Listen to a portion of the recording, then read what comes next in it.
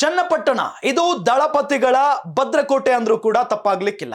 ಯಾಕೆ ಅಂತ ಹೇಳಿದ್ರೆ ಈ ಮೊದಲು ಅಲ್ಲಿ ದಳಪತಿ ಅಂದ್ರೆ ಮಾಜಿ ಸಿಎಂ ಎಚ್.ಡಿ. ಕುಮಾರಸ್ವಾಮಿ ಅವರು ಶಾಸಕರಾಗಿದ್ದಂತ ಒಂದು ಕ್ಷೇತ್ರ.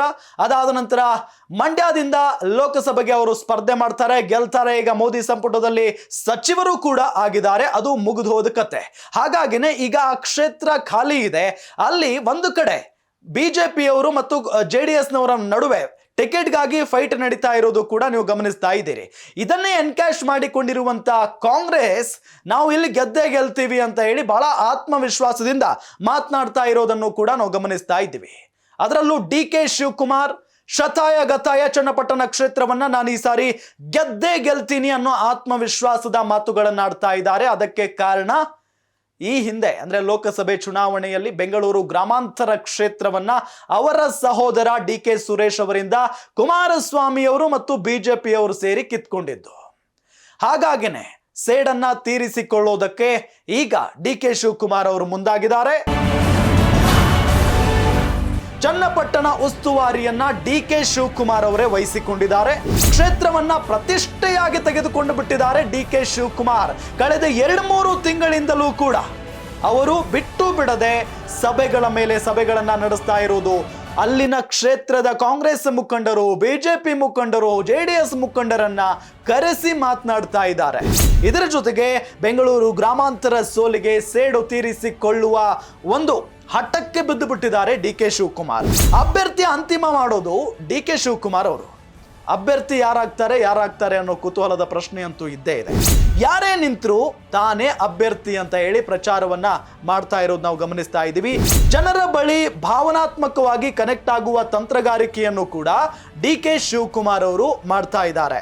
ಇನ್ನು ಕ್ಷೇತ್ರದಲ್ಲಿ ಯುವಕರನ್ನ ಸೆಳೆಯೋದಕ್ಕೆ ಉದ್ಯೋಗ ಮೇಳವನ್ನ ಆಯೋಜನೆ ಮಾಡಲಾಗ್ತಾ ಇದೆ.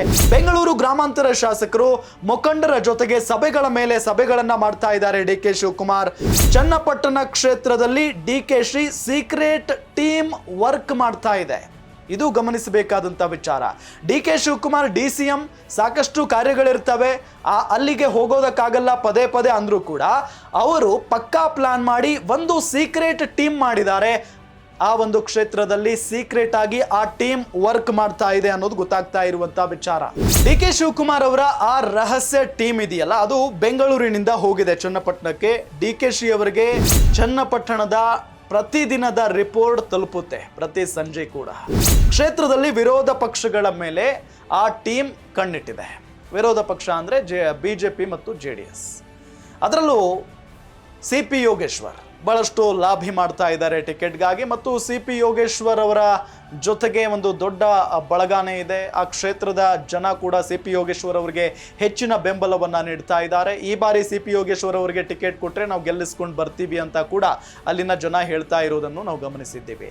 ಹಾಗಾಗಿನೇ ಒಂದು ಕಡೆ ಅಕಸ್ಮಾತ್ ಆಗಿ CP ಯೋಗೇಶ್ವರ್ ಅವರಿಗೆ ಟಿಕೆಟ್ ಕೊಡದೆ ಹೋದ್ರೆ ಮೈತ್ರಿಯಿಂದ ಅವರು ಸ್ವತಂತ್ರ ಅಭ್ಯರ್ಥಿಯಾಗಿ ಸ್ಪರ್ಧೆ ಮಾಡ್ತಾರೆ ಅಂತ ಹೇಳಿ ಓಪನ್ ಆಗಿ ಹೇಳಿದ್ದಾರೆ. ಇಲ್ಲ ಅಂತ ಅಂದ್ರೆ ಅವರನ್ನ ಸೆಳೆಯುವ ತಂತ್ರಗಾರಿಕೆಯನ್ನು ಕೂಡ DK ಶಿವಕುಮಾರ್ ಮಾಡಬಹುದು, ಇಲ್ಲ ಅಂತ ಹೇಳಕ್ಕೆ ಸಾಧ್ಯ ಇಲ್ಲ. ಹಾಗಾಗಿನೇ ಬಹಳಷ್ಟು ತಂತ್ರಗಾರಿಕೆ ಅಂತೂ DK ಶಿವಕುಮಾರ್ ಅಲ್ಲಿ ಮಾಡ್ತಾ ಇದ್ದಾರೆ. ಇನ್ನು ಸಂಡೂರು ವಿಧಾನಸಭಾ ಕ್ಷೇತ್ರದ ಕಡೆಗೆ ಹೋಗೋದಾದ್ರೆ ಅಲ್ಲಿನ ಪರಿಸ್ಥಿತಿ ಹೇಗಿದೆ?